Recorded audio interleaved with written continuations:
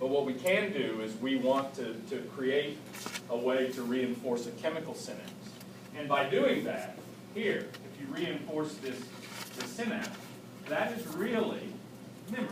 It allows you to recall or use that pathway sooner, faster, or whatever. How can you, and by the way, this is called, when we do this, right? We call this this business of going from short-term memory to long-term memory. Okay. We call that consolidation. And think of it as you consolidate, you bring together neurons that are important in this pathway. Okay.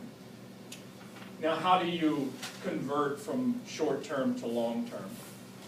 Short-term is your working memory. It's what allows you to form phrases, to put together words, to make some kind of meaning. That's what we mean by short-term. I don't mean being able to remember something to tomorrow. That's actually a form of long-term memory. I mean just being able to keep working memory together so that you can formulate thoughts and things. You can remember what you just heard, 20 seconds ago. That's your short-term memory. How do you convert that to long-term memory? Well, you know one way for sure from anatomy, right? What's one sure way to do this? Repetition. Absolutely. And this is why I think that, when people talk about learning and understanding and things like that, they say, oh, don't memorize. Well, I say, crap, you got to memorize something, right? If you can't get the working information in there, memorization, you're never going to fully understand something. Memorizing is really just the first step in understanding something, right? You know that you can memorize things, but it's different to understand what that means you just memorized. That's a different level of understanding. That involves using a lot more neural circuitry than just recall. And that's the difference kind of between like anatomy and physiology, right? We know that in anatomy we can do repetition. This is non-meaningful memorization kind of. And then in here we have to try to apply some of that non-meaningful memorization to a process in context. And that's a different level of understanding. We know that this is really important. Repetition is one way to enhance this consolidation. The other thing that has been shown that is really important or can play a role in this consolidation or making this consolidation occur more quickly is if somehow this information is perceived as meaningful. Okay. I mean, if somebody came up to you and said, here's 5 numbers, memorize them.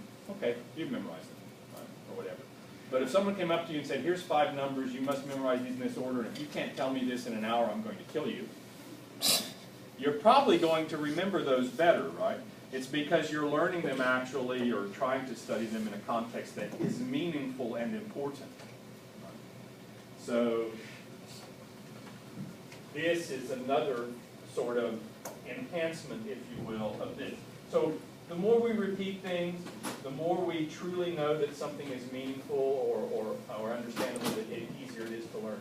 And you guys are aware of this, right? Just in your study. If you find something, meaningful maybe is not the right word in this context, but enjoyable, right?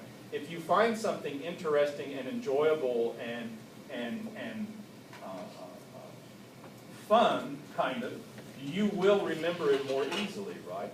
I mean, my goodness, I remember, taking classes in college, like a history class or something, that I couldn't care anything about what happened in England in 1600, right? It's not that that was inherently difficult stuff. It's just that I didn't find it interesting. So it was harder to study, harder to learn. I didn't want to remember it as well. But when I took something in biology or something that I really did enjoy, it was much easier to learn. It's not saying that it's not difficult material. It was more meaningful. What happens when we do these things, either something is more meaningful and certainly mostly through repetition, this leads to actual changes in the synapse. So this will create these two processes here, create physical changes that occur in the synapse. So what are the changes? The changes should reinforce that connection, right? That's what long-term memory is. reinforcing a synapse, keeping a pathway together longer. When we forget things, the pathways fall apart. That's what's happening when you forget things. That could be due to a disease process, or that could be due to just not using something. These changes that occur are called, the physical changes that occur at the synapse are often called long-term potentiation. Do you know what the word to potentiate means? It means to enhance. Okay. So if something potentiates something, it enhances it. Okay.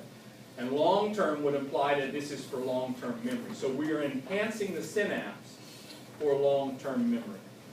Okay. And I'm going to just write out what the changes are, and then I'll show you the changes. We see the production of, one, more receptors on the postsynaptic membrane.